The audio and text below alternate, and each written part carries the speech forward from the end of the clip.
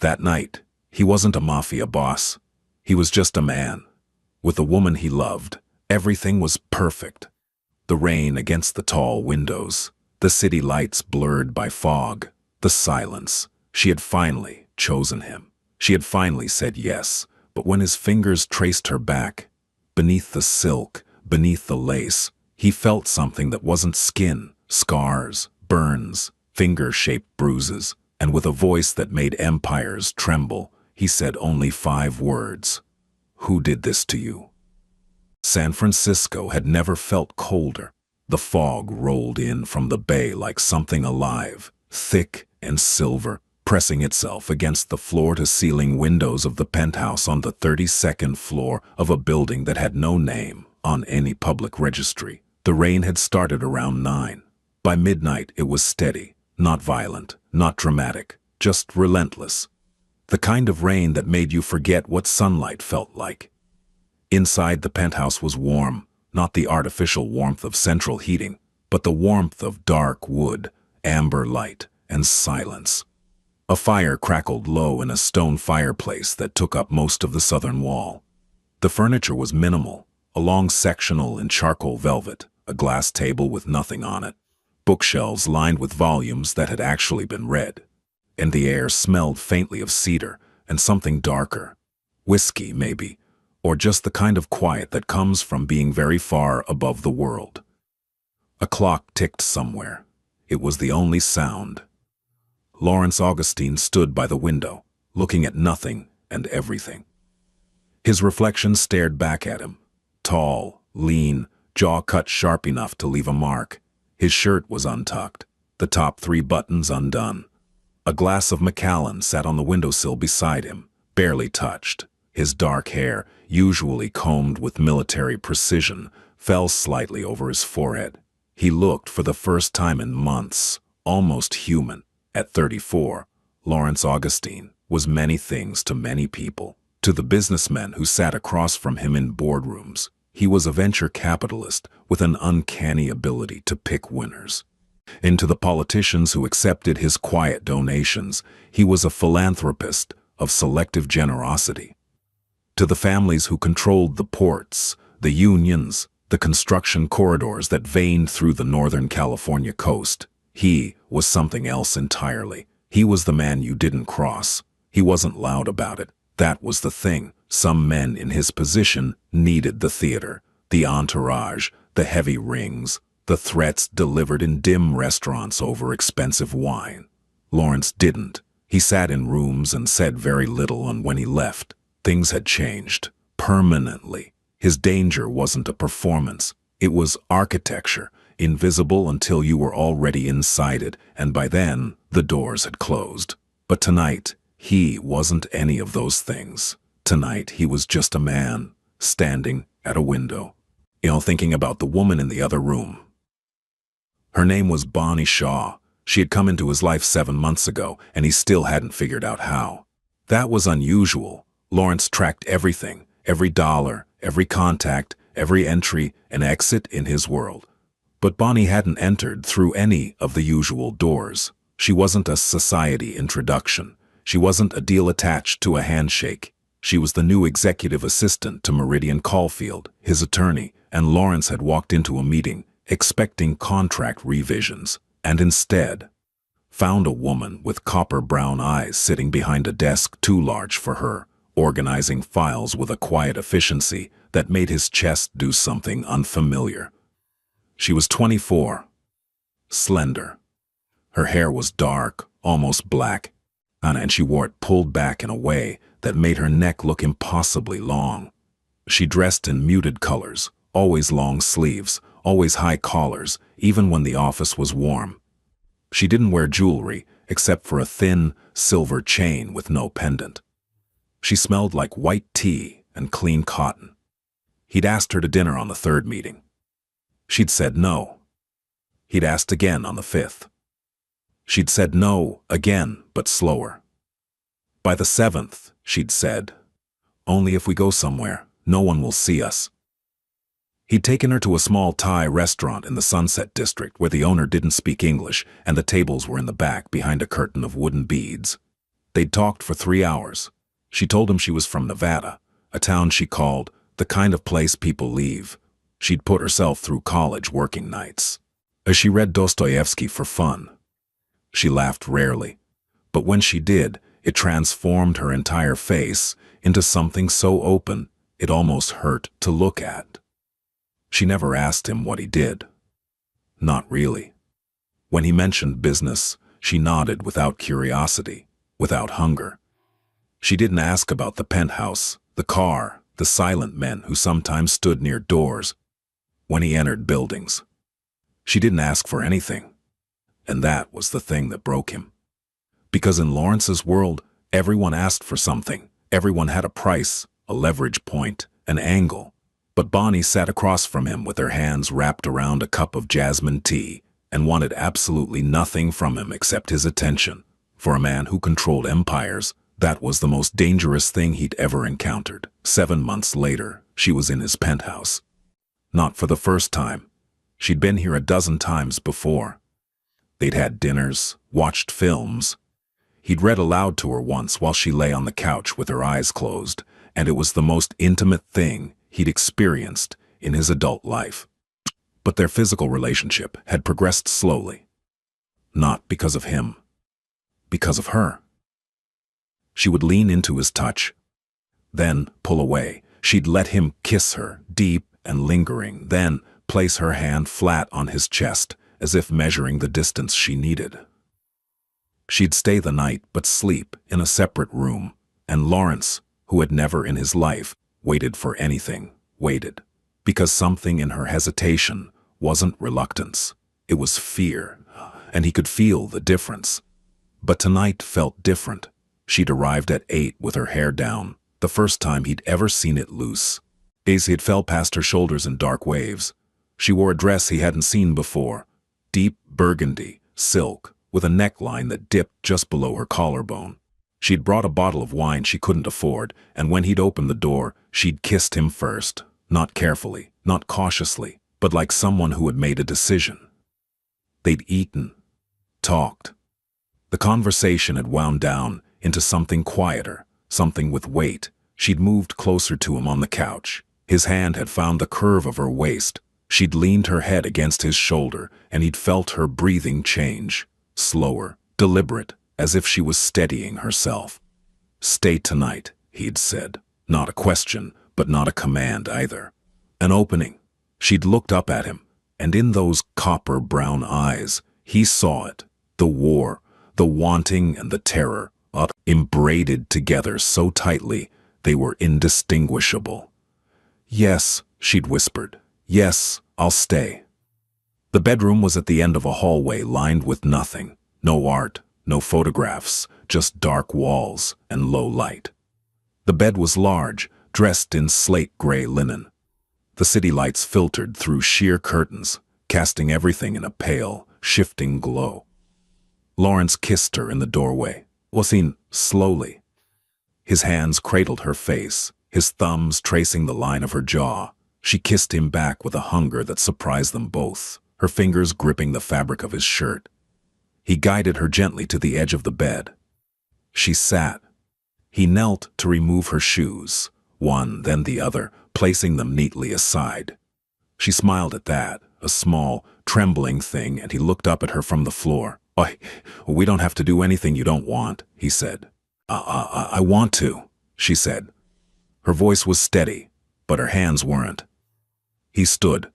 She reached for the hem of his shirt and pulled it over his head, and he let her, watching her face as her eyes traveled over him. Then it was his turn. He reached for the thin strap of her dress, sliding it gently off her shoulder. She closed her eyes. The silk whispered as it fell. Beneath it, she wore a camisole of ivory lace. Simple. Elegant. He traced his fingers along her back, feeling the warmth of her skin through the fabric. His hand moved to the clasp at the nape of her neck. Then his fingers stopped. Not because of hesitation. Because beneath the lace, against the ridge of her shoulder blade, he felt something that wasn't skin. It was raised, textured. A line, no multiple lines running parallel, slightly curved, in like marks left by something thin and deliberate. His hand went still. Bonnie's entire body went rigid. In the pale light of the city, with the rain still tapping against the glass, Lawrence Augustin, a man who had ordered the dismantling of rival operations, who had sat unmoved while men begged, felt something crack inside his chest. He moved his hand lower. Gently. As gently as he had ever done anything. Along the curve of her ribs, where the lace ended, he felt more, a patch of skin that was too smooth, scar tissue from a burn. Further down, near her hip, the unmistakable impression of fingers, not a grip, a bruise pattern, old, but deep enough to have left its ghost behind. Bonnie didn't move. She sat perfectly still, her eyes still closed, her breathing stopped entirely, like a deer that had heard the crack of a branch, and like a woman who had spent years learning that stillness was the only protection. Lawrence stepped back. He looked at her. Really looked. And now he saw what he had missed, or what she had been brilliant at hiding. The long sleeves in every season, the high collars, the way she flinched almost imperceptibly whenever someone raised a hand too fast, even just to wave. The way she always positioned herself, near exits. The way she held her body, not with shyness, but with the disciplined posture of someone who had learned that making yourself small could save your life. His jaw locked. Something behind his eyes went very, very cold. "Who did this to you?" His voice was quiet. Not soft, quiet. The kind of quiet that precedes earthquakes. And the kind of quiet that men who knew him would recognize as the most dangerous sound Lawrence Augustin could make. Bonnie opened her eyes. And the look on her face told him everything. Not surprise, not confusion, resignation, like she'd been waiting 7 months for this exact moment. The moment he would find out. The moment everything would end. "Please," she whispered, "please don't look at me like that." She reached for the silk dress pooled at her waist and tried to pull it up, tried to cover herself, but her hands were shaking so badly the fabric slipped through her fingers. Lawrence didn't help her. He didn't reach out. He didn't touch her. He understood in that instant that touch was the last thing she needed from him right now. Instead, he walked to the chair by the window. He picked up the cashmere throw draped over its arm and held it out to her. Not close enough to crowd her, just close enough that she could take it when she was ready. She looked at the blanket, then at him. Then she took it and wrapped it around herself like armor, pulling it tight under her chin, and Lawrence watched a woman he thought he'd been getting to know for 7 months become someone else entirely. Someone older, someone smaller, someone who had been here before. Not in this room, but in this moment. The moment after someone sees. He sat on the edge of the bed, not beside her, across from her, giving her space, giving her air. "Talk to me," he said. "It's nothing. Bonnie, it's old. It doesn't matter." "Those marks on your ribs are not old," he said. "Those are weeks, maybe a month. I've seen enough to know the difference." She looked at him then, really looked, and he saw the exact moment the wall began to crack. Her eyes filled but didn't spill over. She bit the inside of her lips so hard he saw the muscle in her jaw flex. "You weren't supposed to see," she said. "No one was ever supposed to see." "Who?" Silence. "Bonnie." "Who?" She closed her eyes. When she opened them again, something had shifted. The resignation became something harder, something that looked almost like defiance. The kind that comes not from strength, but from having nothing left to protect. "His name is Cresswell Aldridge," she said. The name landed in the room like a stone in still water. Lawrence knew it. Not personally, but he knew the architecture around it. The Aldridge family was old money. Real estate. Political fundraising. In Cresswell's father, Everard Aldridge, sat on the boards of 3 hospitals and had been photographed shaking hands with the last 2 governors. The family donated to children's charities. They funded literacy programs. Their name was on a wing of the public library downtown. And their son was a monster. We were together for 2 years, Bonnie said. Her voice had gone flat, clinical, almost. The voice of someone telling a story they'd rehearsed in their head 1,000 times, stripping it of everything that might make them feel it again. I met him through a temp agency. I was placed at his father's firm as a filing clerk. Cresswell ran the property development division. He was charming, attentive, the kind of man who remembers what you ordered the first time and orders it for you the second. I thought it was romantic. She paused. I pulled the blanket tighter. It started small. Comments about what I wore, who I talked to, how long I took to answer his calls. Then it got organized. He started checking my phone, showing up at my apartment without calling. He convinced me to move in with him because he said it was safer. Then the locks changed, and I didn't get a key.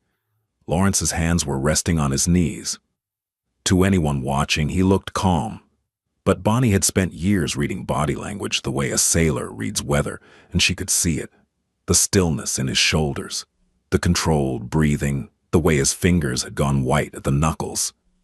The first time he hit me, she said, he cried after. Told me he was stressed, that his father put too much pressure on him, that I was the only good thing in his life, and he was terrified of losing me. I believed him, because I needed to. She looked at the window, at the rain, at anything that wasn't Lawrence's face.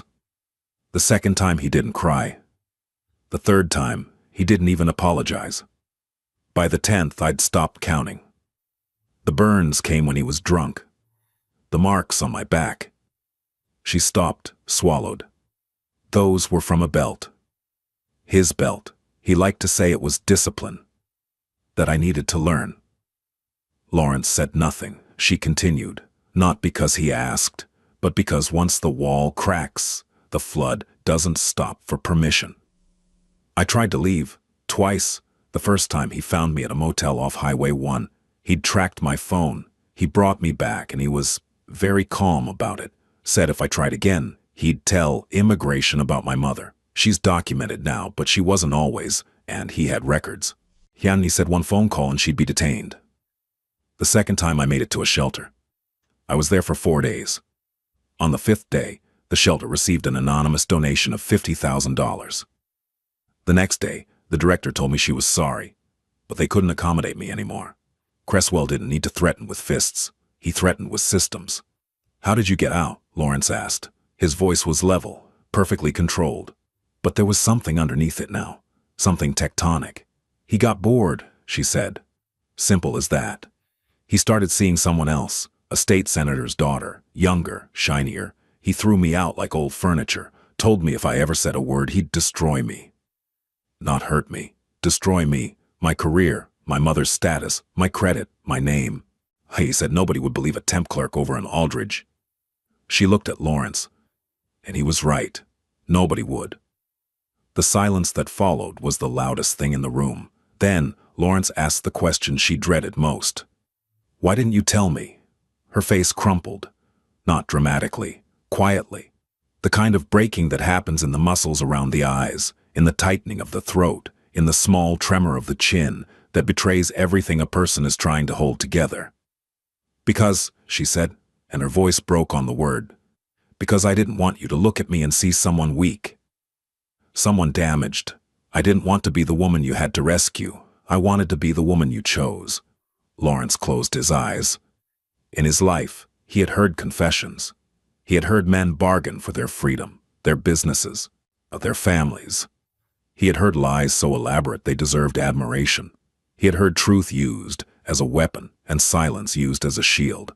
But he had never heard anything that cut as deep as Bonnie Shaw sitting in his bedroom, wrapped in a blanket, telling him that the reason she hid her scars wasn't shame. It was love. She hadn't told him because she didn't want to be less in his eyes. And that devastated him more than anything Cresswell Aldridge had ever done. There is a moment, if you've never seen it, consider yourself fortunate, when a very dangerous man decides exactly what he is going to do. It is not the moment of rage. Rage is loud and temporary and burns itself out. This is something else. This is the moment when the fire stops flickering and becomes structural. When it stops being a reaction and becomes a plan. Lawrence Augustine opened his eyes. He looked at Bonnie. She was bracing for it. He could see it in her posture. She was waiting for the explosion, the questions, the anger, the pity. She was waiting for him to become another man who made her feel small. Instead, he did something she did not expect. He stood, walked to her, and knelt. Not knelt the way men kneel in movies, quickly, dramatically, one knee down and back up. He knelt the way you kneel in churches, both knees, slowly, until he was looking up at her from the floor, his hands resting palms up on his thighs, his face level with hers. She stared at him, confused, afraid. He reached up, slowly, giving her every chance to pull away, and placed his hand against her cheek. His thumb wiped a tear she hadn't realized had fallen. "Listen to me," he said. "Thought you are not damaged." She shook her head. "Lawrence, you are not shameful. You don't understand. You are not what he did to you, and you are not alone anymore." She broke, not the controlled, careful kind of breaking she'd perfected over years. This was the other kind. The kind that comes when someone says the exact words you've been waiting your whole life to hear, and you realize you'd stop believing anyone ever would. She wept. Not silently. Not elegantly. She wept the way children weep. Openly, with her whole body, her shoulders shaking, her hands covering her face. She wept for the girl who'd walked into a temp agency with a pressed blouse and a borrowed smile. She wept for the woman who'd slept on a motel floor with ice on her ribs. She wept for every long sleeve in summer, every excuse about a clumsy accident. Every smile that cost her everything to produce. And Lawrence held her. He wrapped his arms around her and pulled her against his chest, and he held her the way you hold something that is not broken, but is finally setting itself back together. He didn't speak. He didn't tell her it was okay because it wasn't okay. He didn't tell her it would be fine because fine was a word people used when they didn't want to engage with the truth. He just held her, and in that holding, something shifted, not between them, within her. For the first time in Bonnie Shaw's life, she was being held by a man who had the power to hurt anyone, and he was choosing, actively, deliberately, with every fiber of his controlled and calculated being, to be gentle. And that gentleness did what no amount of violence ever could. It made her believe she deserved it. They sat like that for a long time. The rain continued. The clock ticked. The city lights moved through the curtains like slow-motion waves. Eventually, her breathing steadied. She pulled back slightly, wiping her face with the edge of the blanket, and looked at him with red-rimmed eyes that held something new.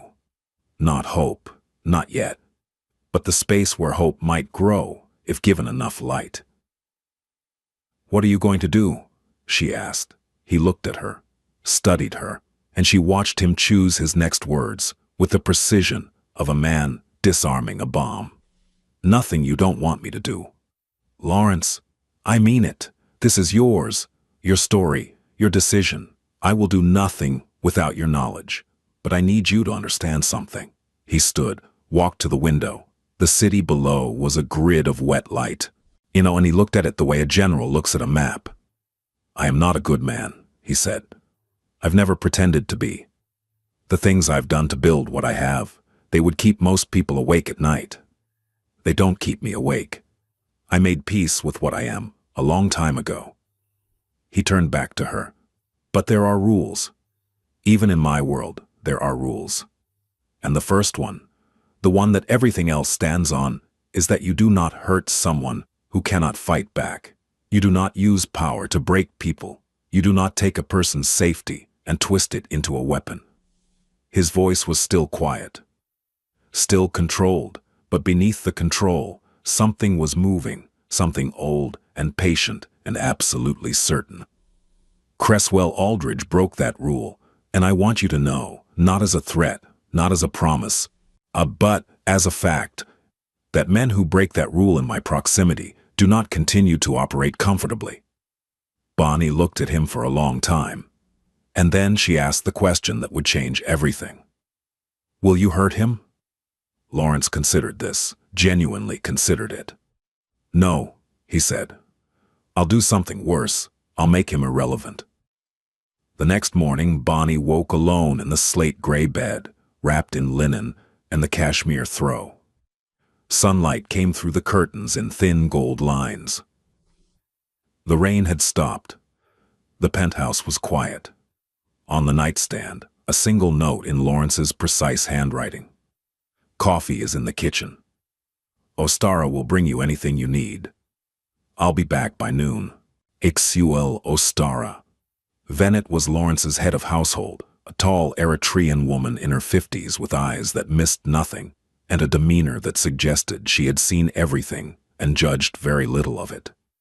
She brought Bonnie a tray with a French press, a croissant, sliced pear, and a small vase with a single white freesia. She said nothing about the night before. She said nothing about why Bonnie was here. She simply placed the tray on the bedside table and said, Mr. Augustin asks that you stay as long as you like, and left. Bonnie stayed, not because she was told to, but because for the first time in years, staying somewhere felt safe. Lawrence did not go to work that morning. He went to the 28th floor of a different building, one registered under a holding company called Aurelius Partners, and which was itself owned by a trust that traced back through 4 jurisdictions to a post office box in Liechtenstein. The office was spare, a desk, 3 monitors, a secure phone, and Cassius Thorne. Cassius was Lawrence's head of intelligence, a word that, in their world, meant something very specific. He was 41, former military intelligence, dishonorably discharged for reasons no one discussed, with a mind that operated like a search engine designed by someone without ethics. He could find anything about anyone, and he had a particular talent for finding the things people had spent fortunes to bury. Cresswell Aldridge, Lawrence said, sitting down. Cassius didn't ask why. He never did. He pulled up a chair, opened a laptop, and said, Timeline? Comprehensive, personal, financial, political. I want to know every account. Every property, every deal, every indiscretion. I want to know who he's afraid of and who's afraid of him. I want to know where his money comes from and where it goes. I want to know his habits, his addictions, his patterns. He paused, and I want to know if she's the only one. Cassius looked at him for a moment. Something passed between them, not a question, but an understanding. How fast? As fast as Thorough allows. Cassius delivered the first report within 72 hours. Cresswell Aldridge was 31, Harvard Business School, graduated with a gentleman's C average and his father's connections. He ran the property development arm of Aldridge and Associates, but ran was generous. The actual operations were managed by a woman named Thessaly Beek, a sharp, overworked CFO who kept the division profitable while Cresswell played golf and attended ribbon cuttings. His personal finances were a labyrinth, trust funds layered over trusts, properties in his name, his mother's name, his ex-girlfriend's name, a yacht in Sausalito registered to a shell company, credit card statements that read like a tour of every high-end establishment in the Bay Area, restaurants, clubs, hotels, a recurring charge at a private establishment in Nob Hill that Cassius flagged with a single word. Interesting. But the financial picture was just the frame. The portrait inside was darker. Bonnie was not the only one. Cassius had found 3 other women. One was a former intern at the Aldridge firm who had left abruptly and moved to Portland. Another was a bartender at a lounge Cresswell frequented. Itty, who had filed a police report that was later withdrawn. The officer's notes indicated the complainant had been persuaded to reconsider. The third was the most recent. Seraphine Lowry, the state senator's daughter Bonnie had mentioned. 22 years old. Instagram presence. Designer clothes. And in photos Cassius had obtained through channels Lawrence didn't ask about. A bruise on her upper arm that she'd covered with foundation, but not well enough. Lawrence read the report in silence. Then he read it again. Then he set it down and stared at the wall for a long time. "There's more," Cassius said. "Tell me." "The Property Development Division. It's not just underperforming, it's dirty. Cresswell has been skimming from renovation contracts for years. Inflated bids, phantom subcontractors, materials that never arrived. Thessaly Beak has been covering for him, not because she's complicit, but because if the division collapses, 200 people lose their jobs, and she's the one who gets blamed." "How much?" "Conservative estimate? 4.2 million over 6 years. And his father?" Everard either doesn't know or doesn't want to know. He's insulated himself with enough layers of deniability that it would take a forensic accountant 6 months to untangle it. But the exposure is real. If this comes out, the Aldridge name doesn't just take a hit. It craters. Lawrence picked up the report again. Looked at it the way a surgeon looks at an X-ray. "Contact Thessaly Beak," he said. "Quietly, offer her a position at Meridian Holdings. Better salary, full authority, no Aldridge oversight. Make sure she understands that the offer is genuine and that her cooperation with any future inquiries would be appreciated, but not required. And the women. Protection first. Resources second. If any of them want to speak, they'll have legal representation at my expense. If they don't, they'll never hear from us again. No pressure, no leverage, their choice." Cassius nodded. "And Cresswell?" Lawrence stood, buttoned his jacket, walked to the door. "Cresswell comes last, when everything else is already in place." Over the next 6 weeks, Cresswell Aldridge's world began to shift beneath his feet. It started small.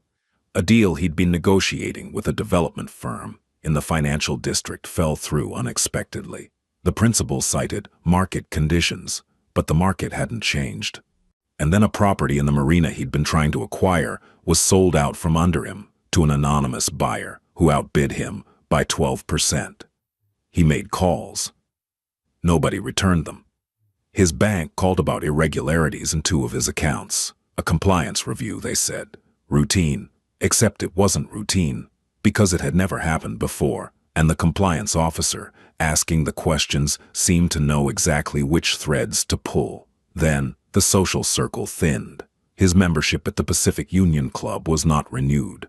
An administrative oversight, they said, though the Pacific Union hadn't had an administrative oversight since 1889. An invitation to a charity gala hosted by the mayor's wife was mysteriously lost. A golf partner of 15 years suddenly had scheduling conflicts every weekend. Cresswell told himself it was coincidence. Then the journalist called. Her name was Eulalia Moncrief, and she worked for a digital investigative outlet that had made its reputation breaking stories about corporate malfeasance. She called Cresswell's office and asked for a comment on allegations of financial irregularities within the Property Development Division of Aldridge and Associates. She mentioned specific numbers, specific contracts, specific subcontractors who didn't exist. Cresswell hung up. Then he called his father. Everard Aldridge did not take the call. The walls were closing in, and Cresswell could feel it, but couldn't see it. That was the genius of what Lawrence had built. There was no single point of attack, no obvious adversary. It was erosion, systematic, multi-directional, and impossibly patient. Every element appeared independent. The bank, the journalist, the social exclusion, the lost deals, they all seemed like separate strokes of bad luck. But bad luck doesn't have architecture, and this had architecture. Cresswell started drinking more. His temper shortened. Seraphine Lowry posted a photo from a spa in Napa, alone, and didn't answer his texts for 3 days. When she finally did, it was a single sentence. "I think we should take a break." He threw his phone through a window. But the worst part, the part that kept him awake at night, staring at the ceiling of his overpriced loft, was the silence.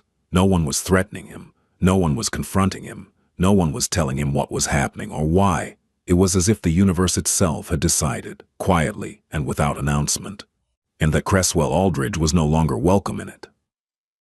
He started looking over his shoulder, checking his car before he got in, avoiding windows. He was, for the first time in his life, afraid, and he didn't even know of what. The warehouse was in Hunter's Point, on a street that hadn't seen maintenance since the shipyard closed.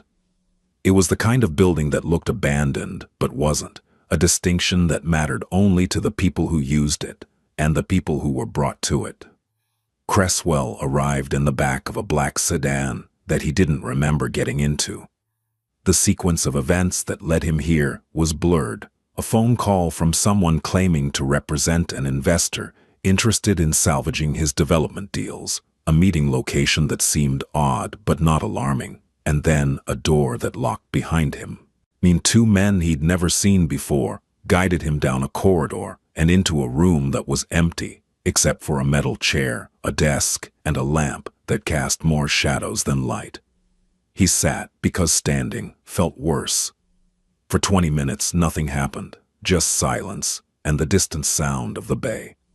Then a door opened, and Lawrence Augustine stepped out of the dark. He wore a dark suit, no tie, his hands in his pockets. He looked to Cresswell like a man who had just come from a dinner party and had stopped here on his way home, unhurried, composed, as if this room and this moment were minor entries in a very long evening. Cresswell didn't recognize him, not at first. Then something clicked, a face from a fundraiser maybe, or a photograph in a business magazine. And then the recognition deepened, and Cresswell's skin went cold. "You're—" "Yes," Lawrence said. As if Cresswell had stated the weather, he pulled the other chair from behind the desk and sat across from Cresswell, close enough to converse, far enough to observe. He crossed one leg over the other. His shoes were polished. His expression was nothing. "I'm going to tell you a story," Lawrence said. "And then I'm going to give you a choice. I'd recommend listening carefully to both." Cresswell said nothing. His mouth had gone dry. "There was a woman," Lawrence began. "Intelligent, hard-working, quiet.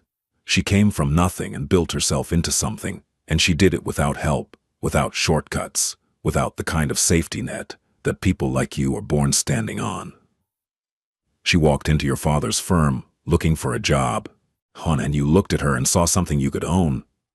Cresswell's jaw tightened. "You spent 2 years breaking her, methodically, patiently. You hit her when you were angry, and you hit her when you were bored. You burned her when you were drunk. You used a belt because you liked the control it gave you. And when she tried to leave, you didn't just stop her. You destroyed the only escape route she had. You threatened her family. You bought off a shelter. You made her believe that no one would ever listen because the world had taught you that your name could make anything disappear." Lawrence leaned forward, just slightly, just enough. "You mistook her silence for weakness." The room was very still. "She was not weak," Lawrence said.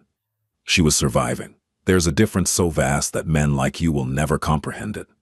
She carried what you did to her without breaking, without losing herself, without becoming what you tried to make her. And then she walked away from you and built a life. And she did it in silence because she believed, because you taught her to believe, that her silence was the only power she had." He paused, let the words settle. "She was wrong about that, and so were you." Cresswell's composure, what remained of it, cracked. "Whatever she told you," he started. "Don't." One word, quiet as a closing door, and Cresswell stopped. "Here is what is going to happen," Lawrence said, and his tone shifted from narrative to fact, from story to architecture. Eulalia Moncrief will publish her article in 72 hours. The financial irregularities in your development division will become public record. Of $4.2 million in fraud, meticulously documented. Your father will be forced to issue a statement. The board will remove you. The SEC will open an investigation that they have, in fact, already been briefed on." Cresswell's face lost its color. Simultaneously, 3 women you assumed would never speak, will file statements with the district attorney's office. Not because they were coerced, because they were asked for the first time if they wanted to. And they did. They have legal representation. They have protection.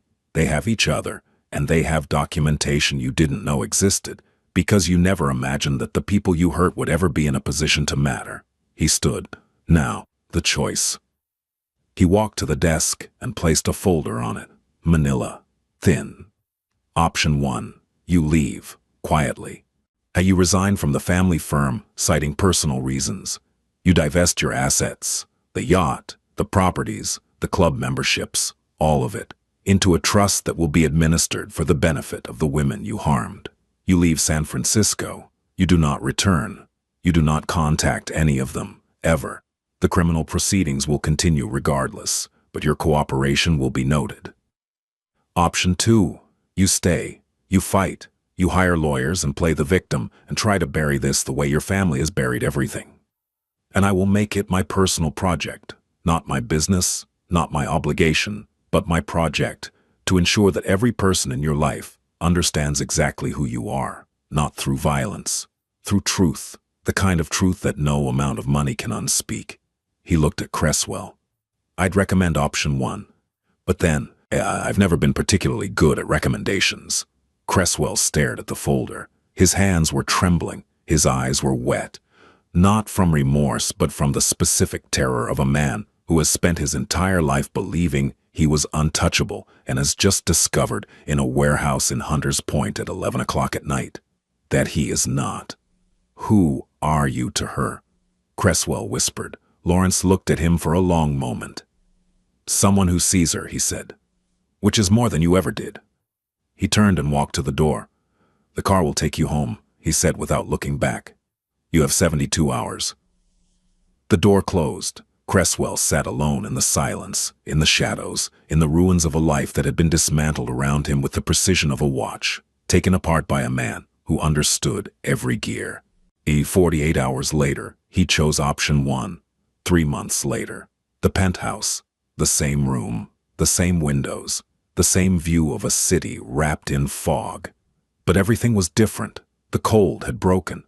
It was early spring, and the light that came through the curtains was softer now, golden, not silver. The fireplace was unlit.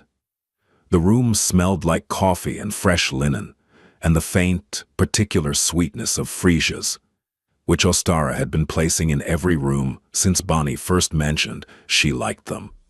Bonnie stood by the window in a t-shirt and bare feet, her hair down, a mug of coffee in both hands. She looked out at the bay, at the bridge emerging from the fog like something half-remembered, and she breathed. Just breathed. It was the kind of breathing that people who have been held underwater for a very long time do when they finally break the surface.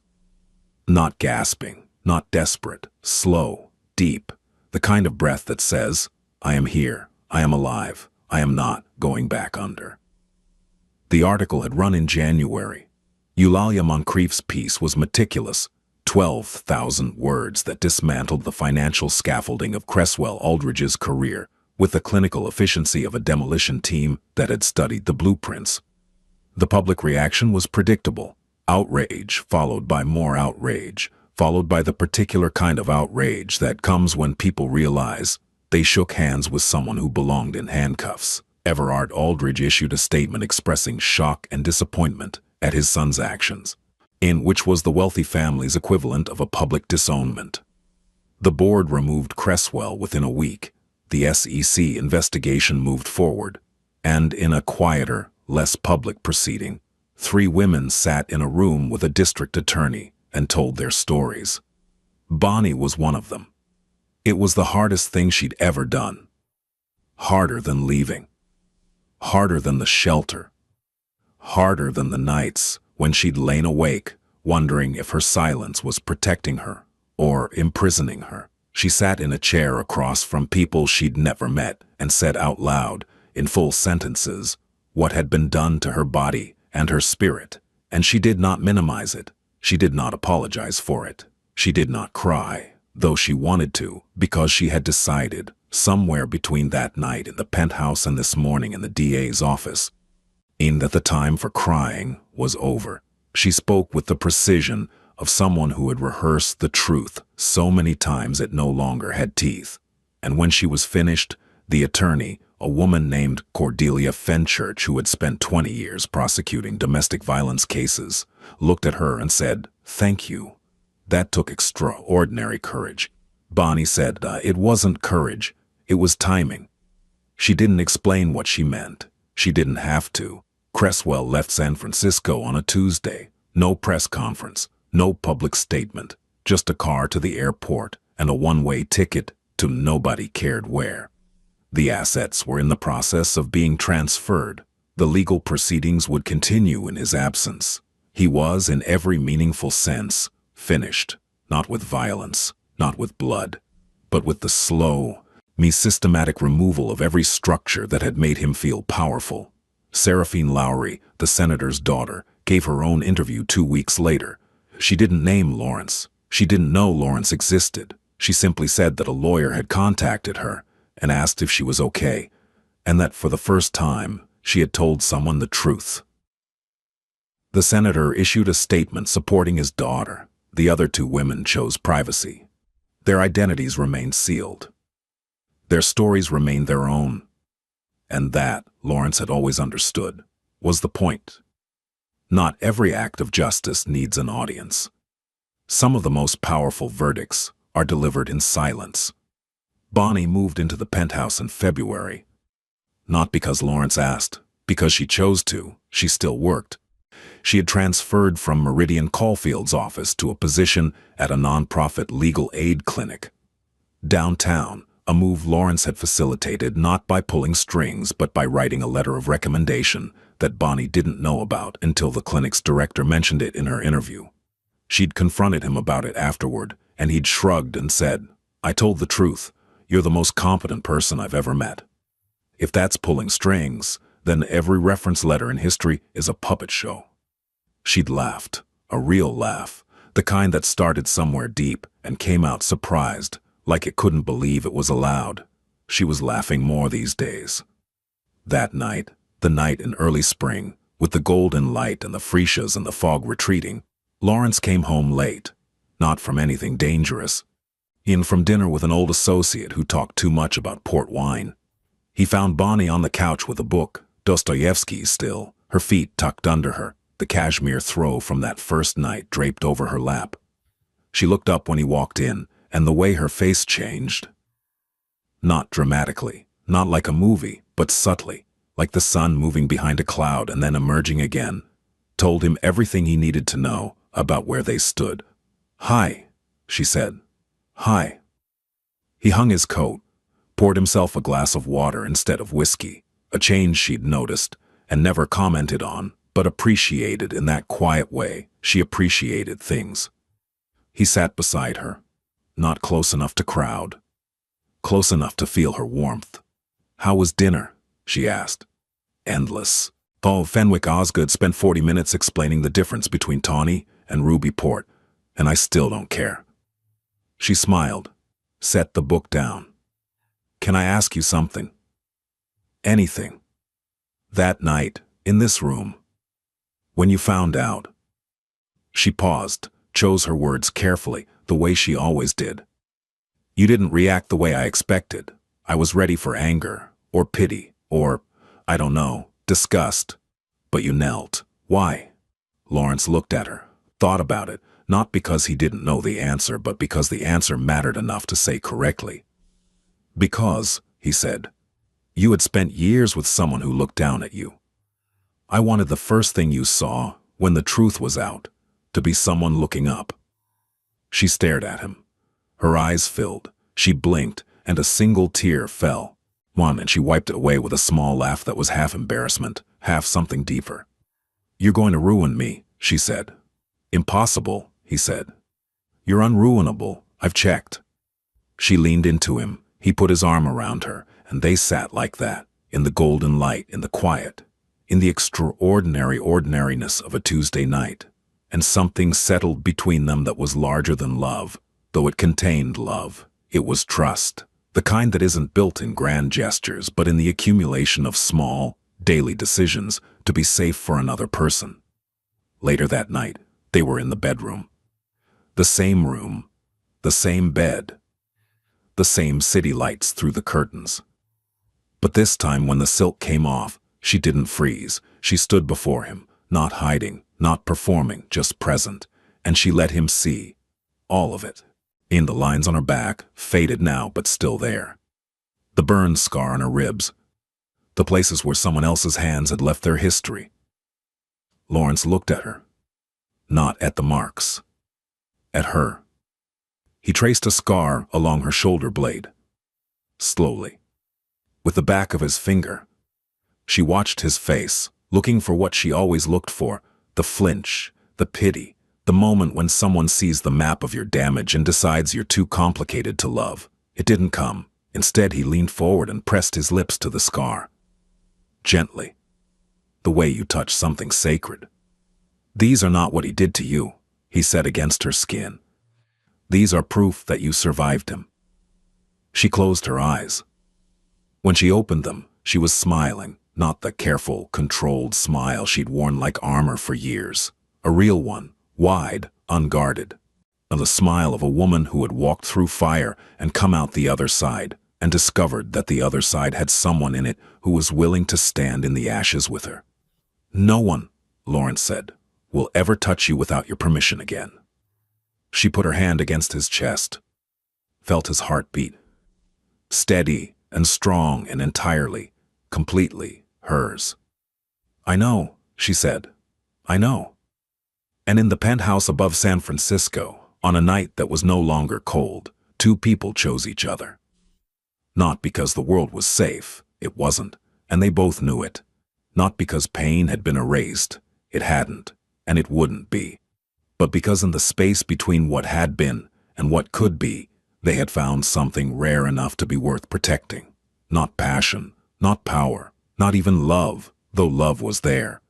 Threaded through everything like the gold veins in dark marble. Safety. The kind of safety that doesn't come from walls or weapons or the ability to destroy your enemies. The kind that comes from being seen, fully, unflinchingly, scars and all, and being held anyway. That was what Lawrence Augustin gave Bonnie Shaw. And in return, she gave him something he hadn't known he was missing. Permission to be gentle.